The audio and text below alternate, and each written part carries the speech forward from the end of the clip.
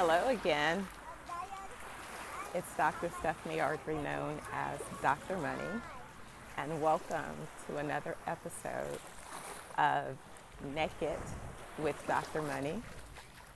Today we begin a 6-part series where we're talking about mindset, and it's part of my series of the 6 M's to me, M-E, but M-E is not really me. It's about mission, elevation, mindset, evolution. The first M that I want you to consider is what I call mind chatter. Yeah, mind chatter. Mind chatter is defined as the noise. And the noise, believe it or not, is constant. Sometimes you're aware of the inputs, but oftentimes they are subliminal. They're at your subconscious level, and it's through all types of messages that you receive. The media is constantly feeding you messages. Some of those messages you're not even consciously aware of because it's been being done for so long, so effectively, that you don't even realize that it's happening.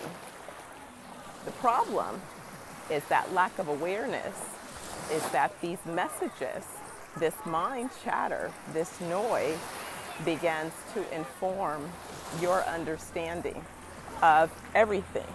It informs your beliefs, and your beliefs inform your behavior.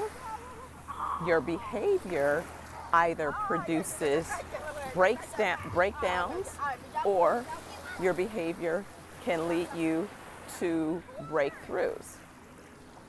Typically, a breakdown happens after beliefs and behaviors and barriers emerge. And it's at that point that you experience breakdowns.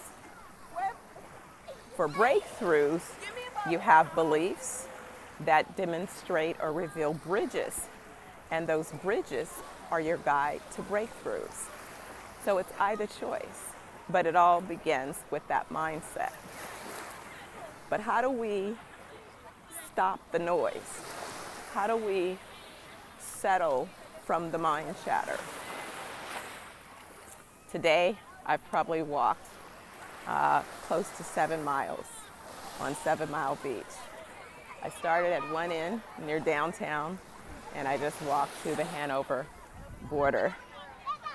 Barefoot, grounding along the way so that the journey is both healing while being revealing. A few people called me and asked me what I was doing, and I said, I'm walking and talking with God. And that's what happens. This has become a place that my awareness recognizes as a safe space, a sacred space for my spirit. And it's here that walking along this beach, I began to heal myself as well as to build myself. So I want you to find those places. I remember earlier in the journey, people telling me about meditation and the importance of meditation. I remember the frustration of not being able to settle my spirit. But anyway, we're going to talk more about meditation later, because that definitely is part of a methodology that we use that I'll reveal more. But let's get back to this conversation about mind chatter. Let me tell you how mind chatter works, because mind chatter emerged today. As I meditated this morning and spent time reading A Course in Miracles, and if you haven't read or heard about the course is a year-long course. It's a training that basically takes you through the development of your mind. I'm now on year number 6 going through the course. Once I finally got through the course, I realized that it would be something that would be part of my daily ritual until it's not.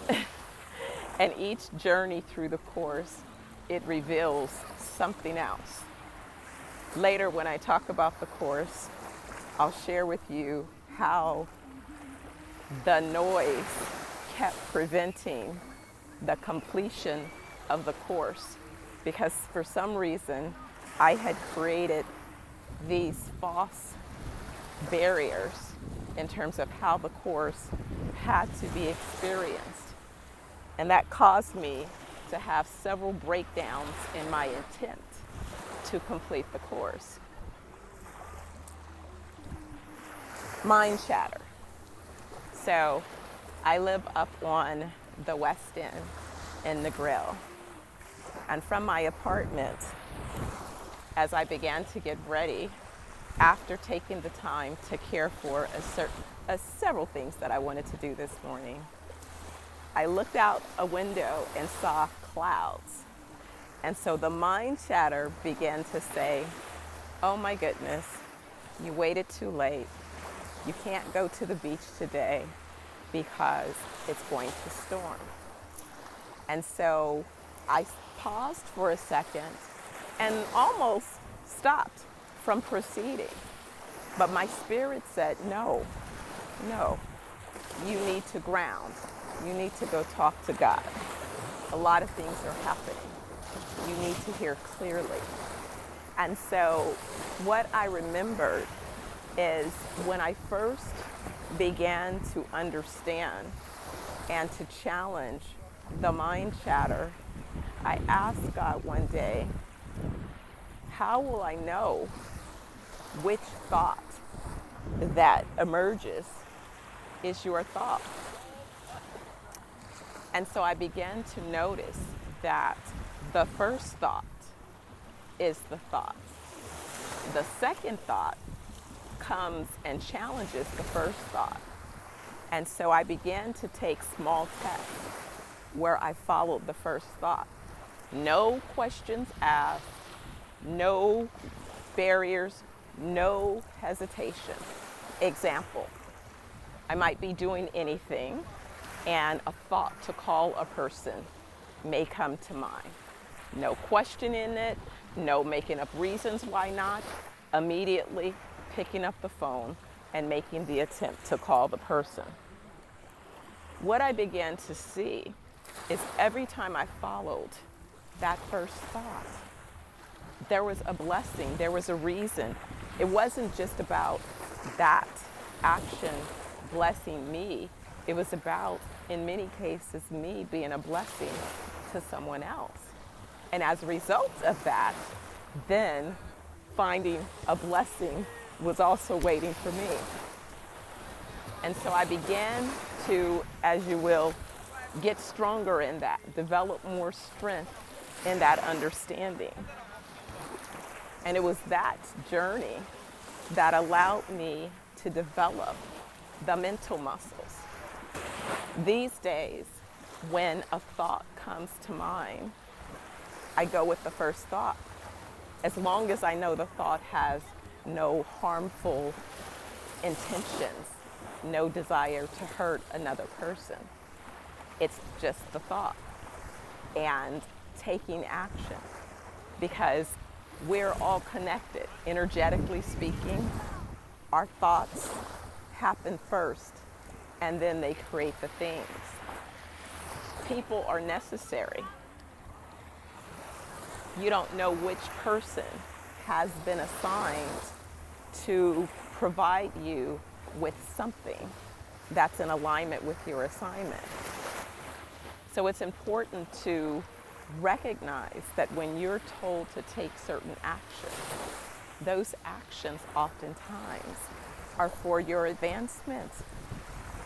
Because truthfully, when we set our intention, or when we believe that we are in alignment with God's assignment, we're on a journey. We're on a journey. And that journey requires that we fill the gap. We fill the gap between where we are when we begin that journey and where it is we're going on that journey. And so it's like Think of it in the same way as if you're planning for a destination, but this is your life destination. Most people spend more time planning for birthday parties and other types of experiences than they spend investing in and planning for their life. Your life. If you begin with the end in mind, as Dr. Stephen Covey says, then it helps you to understand and evaluate, to have something, as we like to say, a rudder to guide you. And what I mean by this is Dr. Covey gave an exercise in the 7 Habits of Highly Effective People where he talked about, imagine that you're at your own eulogy and someone from your family, someone from your community, someone from your professional environment gives comments about your life and the contributions. And in that commentary, they share your impact on their lives. Because remember, each person shares from their own perspective. So it's from their selfish interests, but they share how you impacted them, how you may have given them kind words, you may have spent time, opened up your resources and coached and cared, whatever your contributions may have been. Someone from the community, someone from your family, someone from your career. And when you hear what you would imagine each of these persons sharing about you as you're being eulogized, you have an opportunity to consider where you are on the journey and think about if that is what you would want people to say about you, how you would want your legacy to be remembered. So when I thought about this exercise, one thing, I completed this exercise many decades ago, but one thing that was very clear for me at that time was that my passion for entrepreneurial investment and growth was significant. That was an important thing for me. So what I wanted was to have a legacy where I contributed to the sustainability of as many businesses as I could along my journey. So as many companies as I came in contact with, I wanted to contribute to their possibility of a sustainable organization and business. Now, 20-something, maybe even close to 30 years ago, at least 20-something years ago, when I first completed this exercise, I had a clear vision for how I wanted to impact entrepreneurs. And it's amazing because along the journey, I was called to do that. I remember I'm from California, I'm from Northern California. I moved to Southern California following my 25th birthday to expand my company.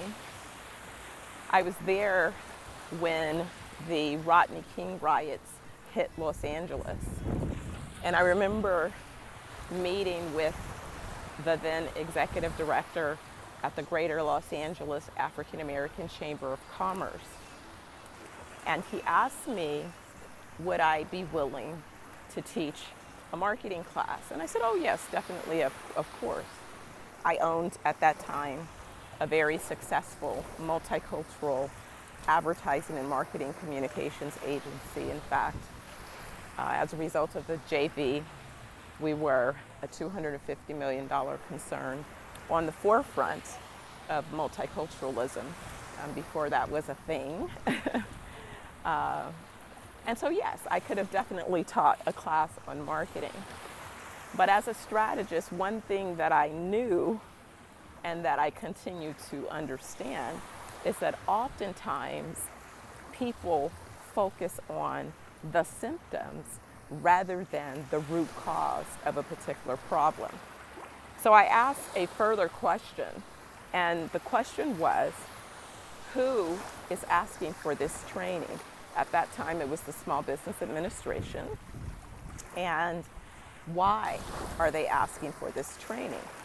The problem was that many of the people who they felt were burning up South LA, which it wasn't, it was, terrorist groups trampling through, but that's another conversation for another day. Anyway, the issue was that many of the businesses in South LA were not being successful with securing SBA financing. So I asked the question in terms of this, what was the root cause of this lack of success? Now we know that systemic racism exists, still does. So some of that was born out of redlining, where certain people, certain areas were denied, remain denied access to capital. Sidebar, it's one of those situations why when foreigners come to America and they look at the Black communities, in particular, the Black businesses within their ecosystems, and they say they're just struggling, why is this, when every foreigner that touches down on the soil suddenly has financing and is placed in business? Well, it's because of this systemic, these systemic barriers, right?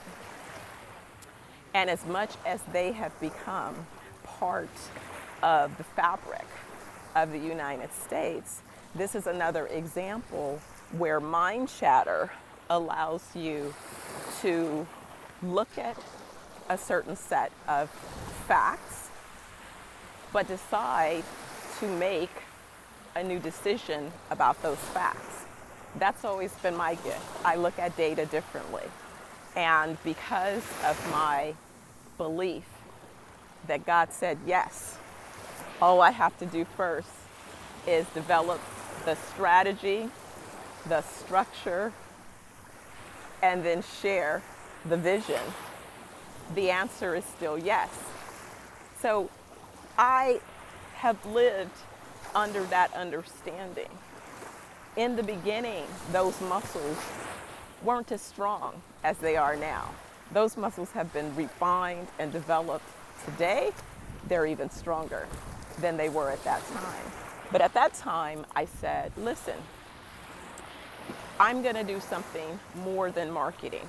I'm going to develop a training program that's not only going to address the marketing, but I'm going to teach every entrepreneur that takes my plan how to create a business plan.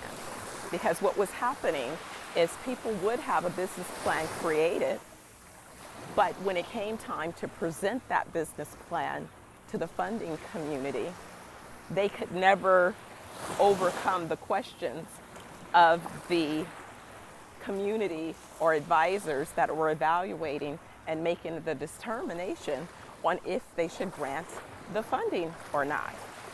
So you might have paid for a good business plan, but because somebody else created the business plan, oftentimes MBA students, those plans lacked a reality or a relatability to the context of what the team had the capacity to absolutely execute on. So as a result of that, those plans would fail to receive funding. And so when we understood that, I said, all right, I'm going to create a training program that is so complete and comprehensive, yet so simple that an 8-year-old would be able to understand how to complete a feasibility analysis for a business. And anytime anyone asks for a business plan, ever again, none of these entrepreneurs would hesitate. They would immediately have a formula that they could deploy to evaluate the feasibility of any concept that they considered. I wanted to not just tell them about business planning, but I wanted to teach them so that they'd be forever empowered, because I knew that business planning would be an essential part and a lifelong skill that they could use along the journey. So I successfully created that program. There were 3 organizations involved. It was Black, it was the Urban League, and it was Fame Church. They were recipients of the Small Business Administration grant. And I probably trained somewhere 300 to 500 or more businesses over the course of that grant. And what was so wonderful were the people who were not only startups, but we had businesses. Remember, there was a law firm who wrote and said that in all the years that they had operated, they had not been able to cross the $1 million threshold. But after taking my training, their business deployed the tools, the training, and they passed that $1 million marker. And so, of course, that makes me feel amazing. But I remember even in one of the sessions, at that time, the president of the Urban League, his son Tony, was taking the class. He was looking to invest. He and his wife were buying a franchise. And because I had been a colleague of the owners of the KFCs and the Sizzler franchises, he had shared with me a more global strategy about building a business of operating and owning multiple franchises rather than just being part of one franchise. And the reason that this was important is the funding that was being offered was for a specific brand. But if they were to take that funding for that specific brand, and for some reason that brand failed, then their business failed. I shared with them a strategy to create a global company that could have a portfolio of diverse brands, therefore would be financed differently, so that if one particular brand failed, the company wouldn't fail. So that contributed to a foundational shift that allowed that business to succeed. What does this have to do with mind chatter? It has everything to do with mind chatter and noise, because oftentimes people deposit their thoughts, their fears, their concerns. I've had, over the course of my journey, numerous people tell me what I can't do because they can't do. They can't speak for me. All they're doing is projecting themselves into a narrative that they want to then include me. It doesn't work like that. So it's essential that when you have this mind chatter, the tip that I want you to take away for today is to stop and listen to the first thought. What was the first thought that emerged when you were attempting to decide or make a decision? And I want you to practice following the first thought without reservation. Because what I notice that happens is you get the first thought, and the second thought comes to get you to cancel out the first thought. That's where chaos and confusion comes. Because if you can be blocked because of your mind, then you don't fail to receive the manifestation of your blessing unless you stop completely. But you can delay it, right?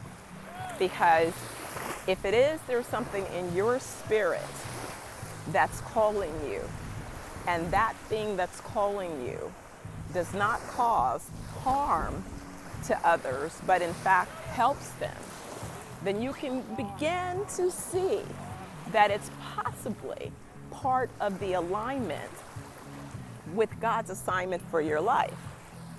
And I'm not speaking in religiosity, I'm speaking in reality, right? You don't have to refer to God as God. You may call the ultimate, almighty, something different. I'm not concerned about your naming. In my life, it's God, it's Jehovah. And it's Jehovah in the relationship directly with me.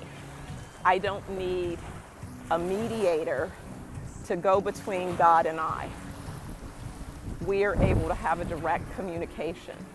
And I just want you to remember in that direct communication that God can only speak to you, and it's not a conference call. So when you think about mind chatter, what I would encourage you to do is to give yourself an opportunity to take a chance, listen to that first guidance that you receive, and take action and watch things begin to manifest just as you'd like. Join me for the next M as I continue to share the journey of how we overcome the 6 M's to me. I'm Dr. Stephanie Ardrey, known as Dr. Money, and I look forward to seeing you again real soon. Be well.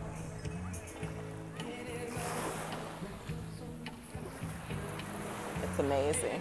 Look at that. See, mind chatter would have caused me to miss this.